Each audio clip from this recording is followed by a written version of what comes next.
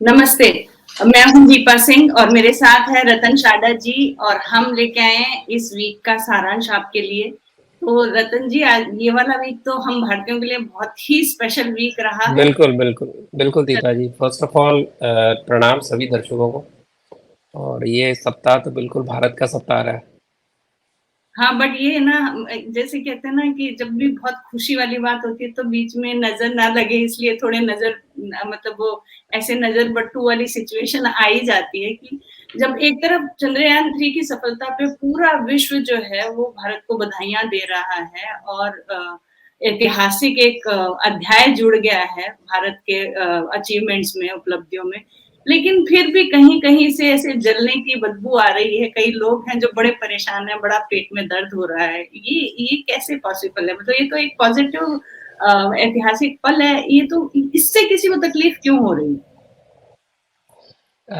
जैसे आपने कहा ना कि मैं कभी मजाक में कहा करता हूँ कि शादियां जब होती है ना तो कुछ लोग बाहर आके नाच के उसको डिस्टर्ब करना चाहता है शादी को, फिर उनको कहते हैं अरे भैया चुप करो चुप करो।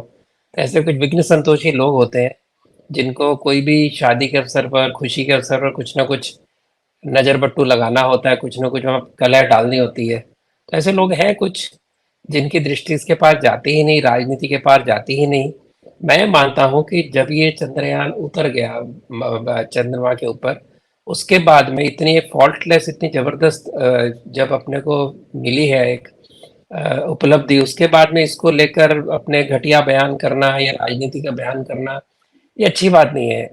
भाजपा भी इसको टाल सकती है, कांग्रेस को तो टालना ही चाहिए कि कांग्रेस तो बिल्कुल जैसे आपने कहा बरनौल की जितनी सप्लाई करो कम है। लेकिन ये स्वाभाविक है कि जो पार्टी सत्ता में होगी वो कोई भी अच्छा काम होगा तो उसकी खुशियां मनाएगी, उसका क्रेडिट लेगी।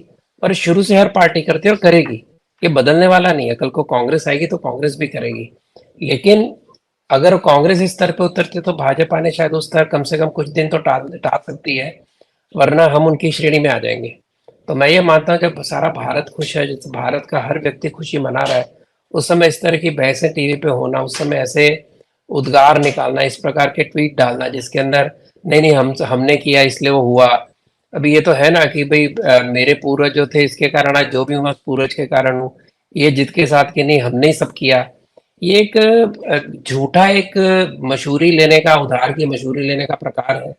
हम सब जानते हैं कि जिस प्रकार से डीआरडीओ, इसरो और अन्य जितनी भी संस्थाएं हैं, जितना अधिक उत्साह मोदी जी ने उन्हें भरा है, जितना बजट उनको दिया है, उनको काम करने के लिए प्रोत्साहित किया, आज से पहले ये नहीं हुआ था। और इसके कारण आप अचानक ये परिवर्तन देख रहे हैं सारे देश में, इसको स्वीकार करना चाहिए। और जिन्होंने पहले उसकी नींव रखी उनको भी स्वीकार करते हैं। लेकिन आज की जो उपलब्धि है उसको 1962 या 1957 में लेकर जाना, ये छोटे दिल का द्योतक है। ऐसी घटनाएं भारत के जो नागरिक हैं उनके मन में खटास पैदा करती हैं और अब एक अविश्वास पैदा करती हैं ऐसी पार्टियों के बारे में, जो पार्टियां हर खुशी के पहले में समय कुछ ना कुछ रंजिश ढूंढती हैं। हाँ, क्योंकि क्या है कि ऐसे तो नेहरू जी देश के पहले प्रधानमंत्री है, तो हर चीज़ का क्रेडिट तो फिर उन्हीं को बिल्कुल। जाने मिलता। और वैसे भी अगर हम कॉर्पोरेट सेक्टर में भी देखते हैं ना रतन जी की, कंपनी एस्टैब्लिश किसी ने भी की हो, लेकिन कंपनी की ग्रोथ जिस जिस सीईओ बिल्कुल। के लीडरशिप में आती है, क्रेडिट उसी को जाता है। आज ट्विटर की पहचान इलॉन मस्क के कारण, क्योंकि डिसीजन वो ले रहे हैं। तो उसी प्रकार नरेंद्र मोदी जी जो हैं, वो इस वक्त देश के प्रधानमंत्री हैं, तो सर हर बड़ी पॉलिसी पे डिसीजन उनका होता है, फंड एलोकेशन उनके डायरेक्शन में होता है। बट यहाँ पे एक समस्या ये है कि कांग्रेसी तो टूट पड़े कि जब नेहरू जी को क्रेडिट देना चाहिए, बट साथ साथ थोड़ा विदेशी मीडिया, स्पेशली बीबीसी वगैरह, वो नहीं इस देखिए, लेवल। पहली बात है कि नेहरू जी को जब हम क्रेडिट देते हैं तो फिर डिस्क्रेडिट जो हम देते हैं वो भी स्वीकार करें कांग्रेस वाले। जी जब बिल्कुल। डिस्क्रेडिट देते हैं कि जिस प्रकार से उन्होंने ऐसी नीतियां अपनाई जिसके कारण देश एक अलग ही दिशा में चला गया, जिससे हम्म। बाहर आने में हमें 75 साल लगे, तो नेचुरली फिर आप क्रेडिट की बात करेंगे तो जो जो उन्होंने गलत किया उसकी बात होगी। तो दोनों बातें होंगी और दोनों बातें हो सकती हैं, लेकिन उनका अवसर होता है एनालिसिस करना किसी व्यक्तित्व का, उसका भी एक समय होता है। लेकिन ऐसे उत्साह के समय, उत्सव के समय में उसमें इस प्रकार से खाने में जैसे पत्थर आता है इस प्रकार की किरकिरी करना, वो कांग्रेस अपनी किरकिरी करवा रही है। जहां तक विदेश का सवाल है, आपने जो प्रश्न कहा, नेचुरली पाश्चिमात्य जो देश है एक, उनके आज भी रेसिज्म उसके अंदर है। और आप देखेंगे खासकर यूके से अधिक नेगेटिव खबर आई है, क्योंकि यूके वालों को तो हमने यहाँ कभी राज्य किया था, हम कभी इनके शासक थे, ये मन से भाव जाता नहीं है। और काले और भूरे लोग ये हमारे से निकृष्ट है, ऐसा उन्होंने अपने शास्त्रों को उद्धृत करके, बाइबल को उद्धृत करके भी सिद्ध किया था कि व्हाइट मैन्स बर्डन है ये लोग। हमारी विज्ञान उन्होंने चोरी किया, हमारे हम्म, शास्त्र चोरी किए। और मैं तो मानता हूँ केवल 45 ट्रिलियन डॉलर की बात नहीं है जो कि कई लोगों ने कही है। मैं तो मानता है कि हमारे आईपीआर जो चोरी हुए हैं, चाहे मैथमेटिक्स के हों, केमिस्ट्री के हों, मेटलर्जी के हों, आईपीआर की भी कॉस्ट हमने मांगनी चाहिए। हमारे ऋषि मुनि ने आईपीआर लिया नहीं, हमारे सारे शास्त्र बाहर गए, हमारे उपलब्धियों को, आयुर्वेद को हर्बल के नाम पे पेटेंट किया जा रहा है। ये सभी के उनको हमें फिर देने पड़ेंगे खामियाजा, सभी को देना पड़ेगा उसका आईपीआर का कॉस्ट। तो पता चले सारे देश कंगाल हो गए। मैंने अपनी बहुत पहले की किताब में लिखा था कि अगर भारत अपने आईपीआर की कॉस्ट मांगने लगे तो अधिकतर जो आज के समृद्ध देश है उनको उनका दिवालिया हो जाएगा। और हमारे देश ने कभी किसी देश को लूटकर अपनी संपत्ति नहीं बनाई, जो कि पाश्चात्य सभ्यताओं ने कभी क्रिश्चियनिटी का नाम लेकर, कभी अपने लोगों को सुधारने का नाम लेकर जिस प्रकार से अफ्रीका और सारे एशिया को और लैटिन अमेरिका को लूटा है, तो उनके अगर ये हरजाने भरने जाएंगे तो इनका बचेगा क्या? एक छोटा सा साम्राज्य, यूरोप के छोटे छोटे साम्राज्य जिन्होंने असंख्य लोगों को काटा, मारा, गुलाम बनाया, उनकी सारी नेचुरल जो रिसोर्सेस उनको लूटा, आज भी लूट रहे हैं। वो हमें कहेंगे कि हमारा, आप हमसे गरीब हो, आप ये नहीं कर सकते। तो हमने तो 70 साल में फिर भी इतने हमें निकृष्ट सिद्ध करने के बाद में उसमें से बाहर आए। आप कहाँ जाओगे जब हम, हमारी किताबें जिस समय में विज्ञान और स्पिरिचुअलिज्म का बिल्कुल एक शिखर पहुंच गई थी, अब वो लोग उस समय गुफाओं में रहते थे, पशुओं के उस समय ये शिकार करते थे, उस समय 10 कमांडमेंट्स के उनको सबसे बड़ा धर्म लगता था। तो ये सारी बातें वो न करें तो अच्छा है, क्योंकि जब भारत अपनी मांग रखने लगेगा कि जो जो लूटपाट हुई है रिपेट्रिएशन की बात करेगा, तो इनकी समस्या बहुत बड़ी हो जाएगी। तो जितना अधिक ये अपनी सुप्रीमेसी के झूठे घरों से बाहर आए उतना इनके लिए अच्छा होगा, वरना ये गर्त में जाते रहेंगे। जब तक अपनी कमियां नहीं मानेंगे तब तक इलाज नहीं होगा। आज देख जी, लिया जिन कॉलोनिस्ट ने अपने यहाँ पर तथाकथित गुलामों को जगह दी थी, आज वो वहां पर डोमिनेंट है। और जहां जहां पर अत्याचार किए वहां पर आके भी उनके सिर पे नाच रहे हैं। लेकिन भारत तो किसी के सिर पे नाचा नहीं, भारत ने तो फिर भी समृद्धि दी है। जी, यूके से, यूएसए से भारतीयों को अगर निकालें तो वहां पर हुँ, सबसे बड़ा एक समाज समृद्ध और सबसे अपना सिक्योर, सबसे डिसिप्लिन कोई समाज है तो भारत का है। हुँ, किसी देश के अंदर अपराध के अंदर सबसे कम संख्या भारत की है, सबसे अधिक समृद्धि पर कैपिटा देने वाला भारत है। तो ये उसके विषय पहचानेंगे विशेषता, तो इस प्रकार की घटिया बातें करने बंद करेंगे। जी। और रही बात राहुल गांधी की, तो उनको कोई बताए कि नेहरू जी को तो धरती वाले चाँद से फुर्सत नहीं मिलती थी, वो चाँद पे जाने के बारे में कहाँ से सोचते। वही बड़ा गोरा बड़ी चांद था। हाँ, बिल्कुल। पर वही है कि अगर जैसे नेहरू की पॉलिसीज़ की बात करें तो एक चीज़ और आती है, रतन जी, बार-बार जो है ना राहुल गांधी जब भी जाते हैं तो चाइना का विषय जो है वो उठाते हैं। और मुझे हमेशा लगता है कि जैसा नेहरू जी जो पौरुषत्व ऐसे दिखाते थे, उतना कहीं से उसका 10% पौरुषत्व अगर उन्होंने तिब्बत वाले मामले में दिखाया होता तो शायद आज चीन हमारा पड़ोसी देश होता ही नहीं। अगर उस वक़्त, क्योंकि भई तिब्बत जैसे देश को तो हमारी हमसे ही आशा थी, हम ही ऐसे पड़ोसी हैं जो उनको सपोर्ट दे सकते थे। लेकिन आज चीन हमारा पड़ोसी बना क्योंकि उस वक़्त नेहरू जी ने सही स्टैंड लेके, और ये था कि तिब्बत को सपोर्ट नहीं किया। और आज जब देखो तब राहुल गांधी अपनी आर्मरी से वो निकालते हैं कि चीन पे जो है चीन का भारत की ज़मीन पे कब्ज़ा हो गया है। अभी हाल ही में लद्दाख में भी उन्होंने यही बोला है।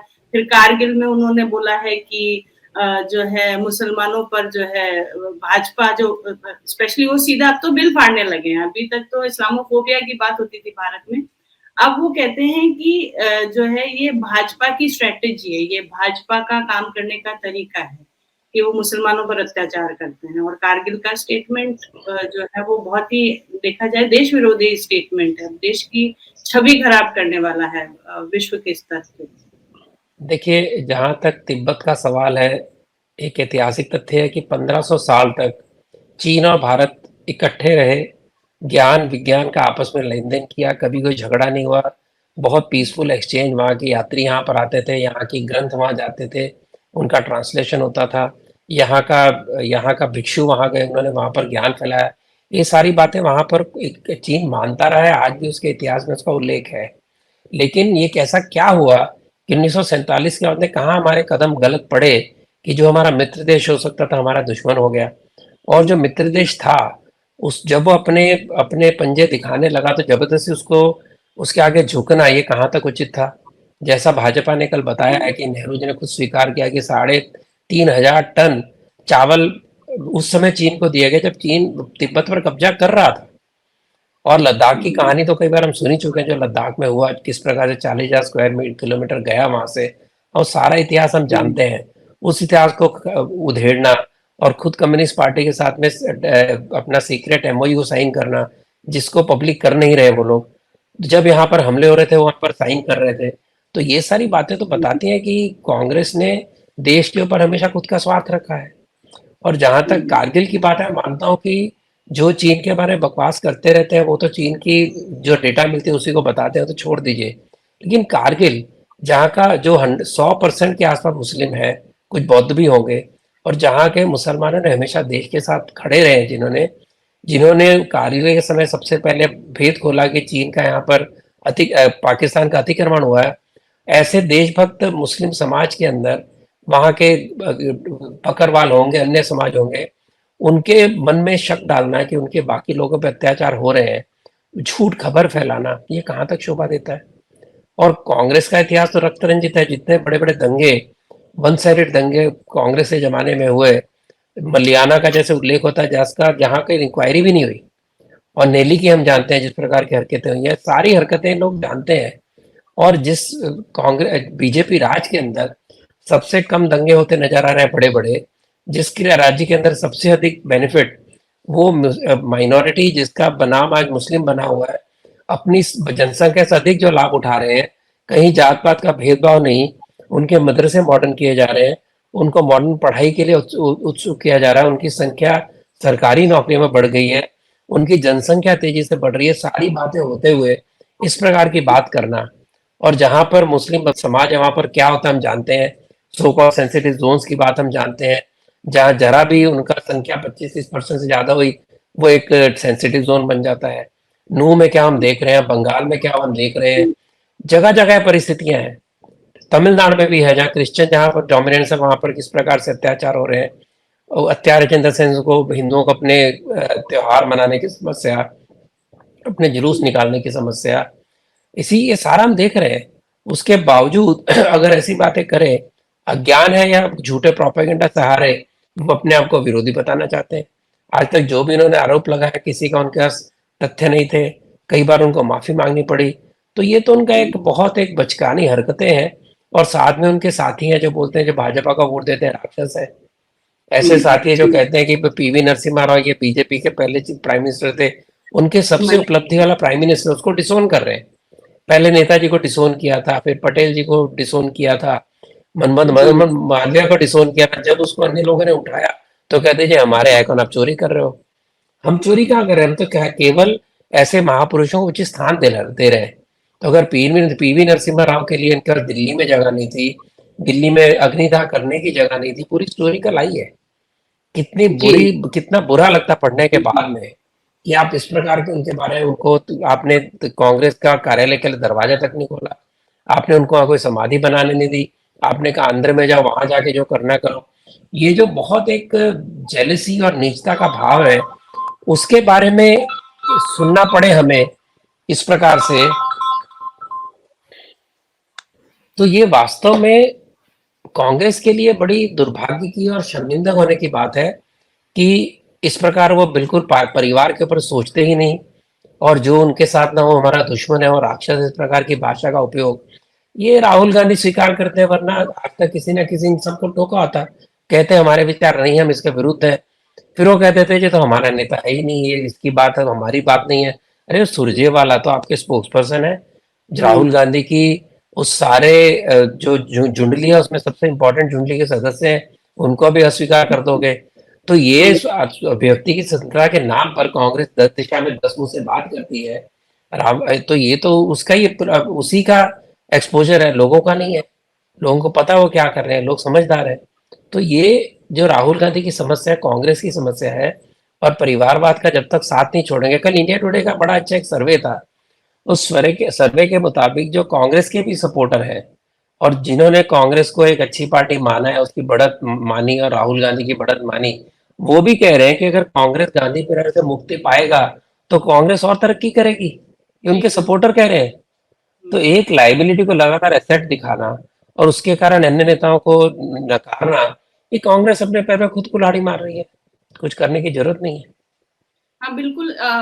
रतन जी, जैसे ना एक आजकल बहुत हर जगह वो फ्रेज दोहराते हैं राहुल गांधी कि नफरत के बाजार में मोहब्बत की दुकान। अब मुझे उनकी मोहब्बत की दुकान पता है कैसी लगती, कि एक आदमी आए, पहले बाजार में आग लगा जाए और फिर आके वो कहे कि ये लो आग बुझाने का यंत्र बेच रहा हूँ। और बात रही अगर आपको मोहब्बत फैलानी भी है तो दुकान क्यों खोलनी है, क्योंकि दुकान मतलब बिजनेस। तो सिंपल वो जो शब्दों का चुनाव है ना, वो उनका मंतव्य बहुत अच्छे से दिखा रहा है। बिल्कुल। और मैं कहीं उनको ना इनके देखिए, राहुल गांधी केवल रिपीट करते हैं जो हैंडलर उनको बताते हैं, उनके हैंडलर हैं दो तीन जो उनके सारा बताते हैं। और उसमें ज्यादा जेएनयू के लोग हैं इस समय, जहां तक मैं समझता हूँ। वरना जो ट्रेडिशनल कांग्रेस के नए पीढ़ी के भी जो नेता हैं, जो राहुल गांधी की उम्र के हैं, उनको भी स्वीकार नहीं है। प्राइवेटली बात करें, वो बताएंगे कि भाई ये लाइन गलत है। लेकिन ये जो लाइन देने वाले लोग हैं जिन्होंने जिंदगी पर नफरत ही फैलाई है, वो जैसी लाइन देते हैं बोल देते हैं, इनको शायद पता भी नहीं है क्या बोल रहे हैं। तो अब केवल जरा बोलने की कला सीख गए हैं, उसके अंदर वो गलत भी बोलते हैं तो ऐसे उनके प्रशंसक है जो कहते हैं क्या बात है क्या बात है। जैसे बेटा आपका फेल होता है और फिर वो पास क्लास में आ जाता है तो माँ बाप बड़े खुश होते हैं कि मेरे बच्चे ने तरक्की कर ली। तो ऐसा कांग्रेस का हाल है, उनको अपने हाल पे छोड़ दीजिए।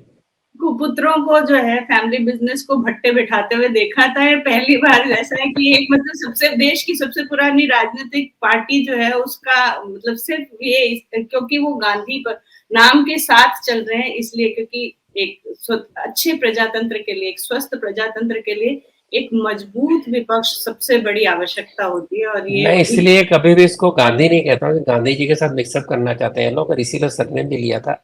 मैं इसको नेहरू परिवार कहता हूँ। सारे गुण दुर्गुण जो भी है नेहरू परिवार के हैं।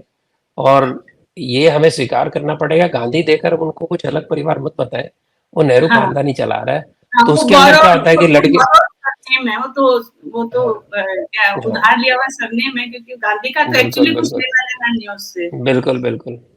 तो वो है। राजनीति के बाद में बात करते हैं कि कैसे एंटरटेनमेंट वर्ल्ड में चीजें बदल रही है। रतन जी, बहुत कल जो है फिल्मों को नेशनल अवार्ड नवाजे गए। कल फिल्मों को नेशनल अवार्ड्स दिए गए हम्म। और बहुत अच्छा लगा देख के कि रॉकेटरी और जो है कश्मीर फाइल्स जैसी फिल्मों को जो है अवार्ड मिला। तो एक नई शुरुआत हो रही है, क्योंकि ये बॉलीवुड जो है देश विरोधी, धर्म विरोधी वैसे वाला ही कंटेंट बन रहा था, और करण जौहर तो जो बनाते हैं पता नहीं वो कौन सा भारत दिखाते हैं, समझ में नहीं आता मुझे। बट ये एक अच्छा पॉजिटिव साइन है कि खाली दर्शक ही नहीं बल्कि देश की सरकार भी ये सारे इनिशिएटिव्स को अप्रिशिएट कर रही है।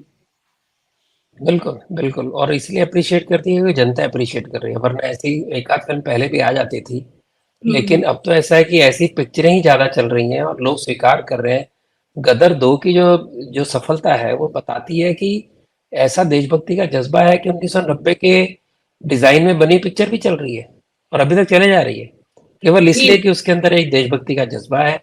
वरना उस पिक्चर बताइए कि 68 साल का एक बुजुर्ग वहां पर हीरो का काम कर रहा है, उसको लोग अप्रिशिएट कर रहे हैं बहुत ज्यादा ही। तो सारा जो कंटेंट और सारा, तो ये वो जज्बे को बताती है। और जिस प्रकार की अभी जिन्होंने जो कह रहे हैं कि नफरत फैलाने वाली का पिक्चर है, शिंडल इसको नफरत फैलाने वाली कह दीजिए।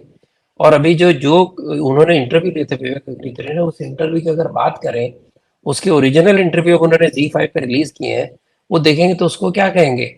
वो झूठ है जो बता रहे हैं अपनी जिंदगी की दुखद कहानी, और उसको नफरत फैलाने की बात करेंगे। जिन्होंने उनके साथ किया वो नफरत फैला रहे थे।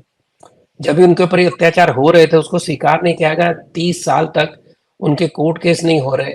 उनकी इस दुखद घटना का कभी किसी सेकुलर ने, कभी किसी तथाकथित लिबरल ने कभी अपने मुंह के ऊपर एक शब्द नहीं निकाला। वो लोग आज जब कहानी बाहर आती है, उस कहानी को नफरत फैलाने वाली बोलते हैं। जिन्होंने नफरत सही, उनके बारे में आपके मन में करुणा नहीं है। लेकिन नफरत जिन्होंने वो नफरत सही और जिंदगियां बर्बाद हुई, पूरी जनरेशन निकल गई दोबारा खड़े होने में, 2 जनरेशन निकल गई, उसको आप नफ़रत फैलाने की बात करते हैं, जो नफ़रत से उसके बारे में बात नहीं करेंगे। तो ये जो सारा चल रहा है, ये साफ दिख रहा है कि लोग बदल गए हैं, लेकिन जो अपने गुफा में रहने वाले लोग हैं, आइवरी टावर में रहने वाले लोग हैं, वो चाहे लेफ्ट हो चाहे वो सेक्युलर हो, वो अब तक पहचान नहीं पाए हैं। इसके कारण ये बदली है और इसके कारण उनकी दुर्गति है। जब ये स्वीकार करेंगे कि समाज बदला है और समाज अपने घर को हासिल करना चाहता है, तो अपने पुराने जख्मों को भी टटोलेगा, उनका इलाज करेगा, और इलाज तब होगा जब इतिहास को एज इट है स्वीकार करेंगे। और जब स्वीकार करेंगे तो उसका मार्ग निकलेगा। उसको ढकेंगे, मलहम पट्टी करेंगे, कैंसर के रोग को बैंडेड लगाएंगे तो उसका इलाज नहीं है। उसको स्वीकार करके उसका इलाज करेंगे तब है।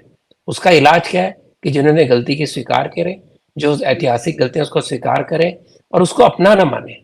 आज हम पर जो अत्याचार हुए वो करने वाले हमारे अपने हैं, जब आप कहेंगे समस्या वहां से शुरू होती है। और जो लोग जिन्होंने अत्याचार सहे वो अपने आप को आक्रामक के साथ में जोड़ें, तब समस्या होती है। तो आप आक्रामक नहीं हो, आप उसका हिस्सा नहीं हो, ये हम कह रहे हैं।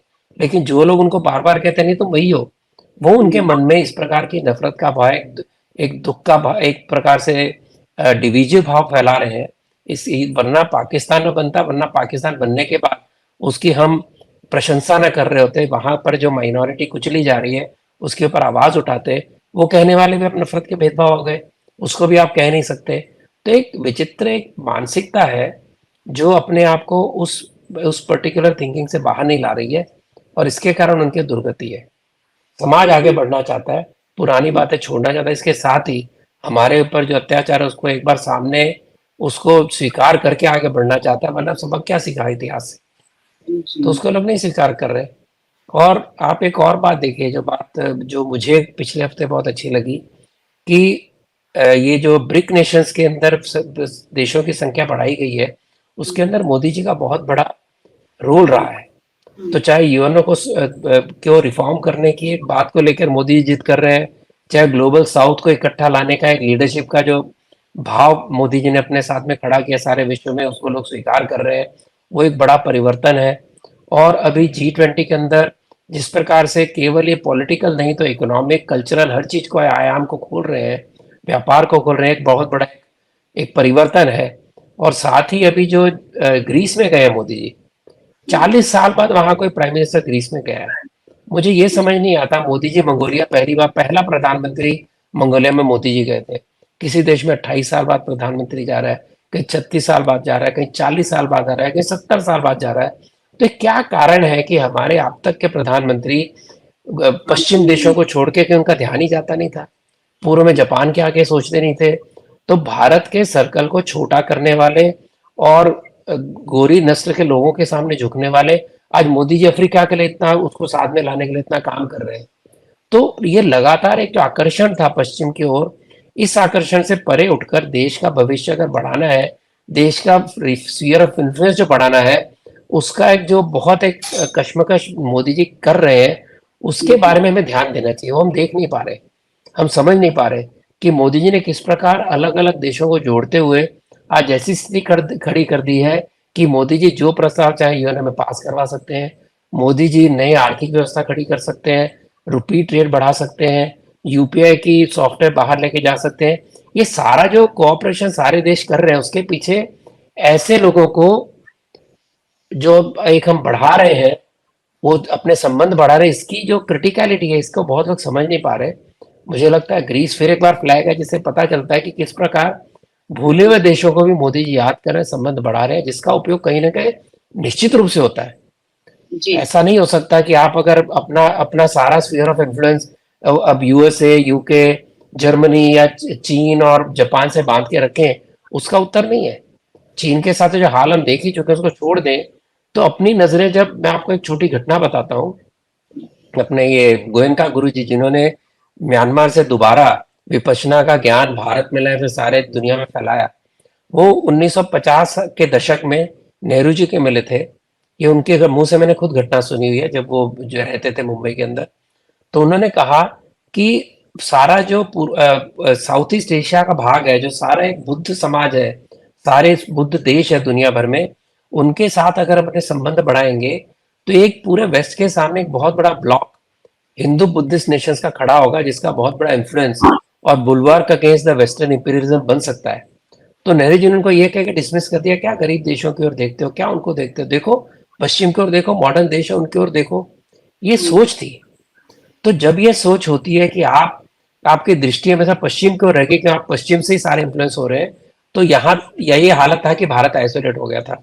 नॉन अलाइन मूवमेंट को जो उन्होंने चलाना चाहा इसीलिए नहीं चला क्योंकि विश्वास ही किसी ने किया नहीं कि आप रशिया के साथ आपका टिल्ट है, आप बात नॉन अलाइनमेंट की करते हैं, तो ना तो पश्चिम आपका दोस्त रहा ना पूरा आपका दोस्त रहा।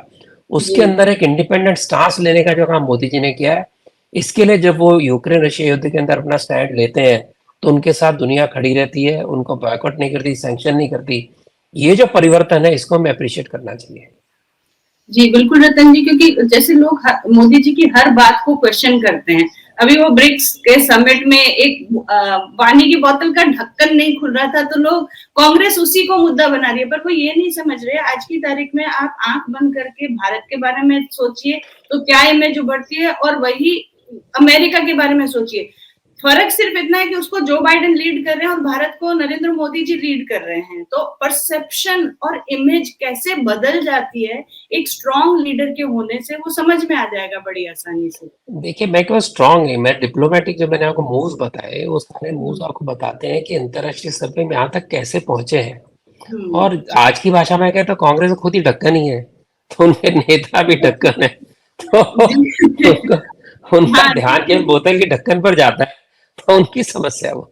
हाँ, वो उनको ये नहीं दिख रहा ब्रिक्स समिट में इतने सीरियस लेवल पे भारत को जिस तरीके से ग्लोबली प्रोजेक्ट किया जा रहा है, वो नहीं नजर आ रहा, उनको सिर्फ बोतल के ढक्कन में ज्यादा इंटरेस्ट है। बिल्कुल। जो खैर ढक्कन के आगे सोच नहीं पाते हैं, उनके नेता ढक्कन, उनके फॉलोअर ढक्कन बनने की कोशिश कर रहे हैं, क्या करें इन्हें।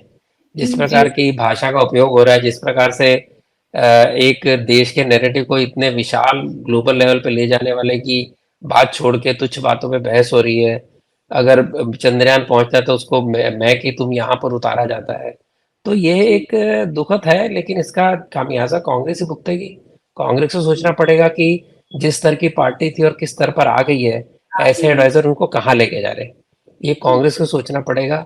और जो इनके तरुण नेता है, जो राहुल गांधी की उम्र के नेता, उनको भी करना पड़ेगा कि उसको बहुत कोशिश करके उसको जगह पर लाना पड़ेगा।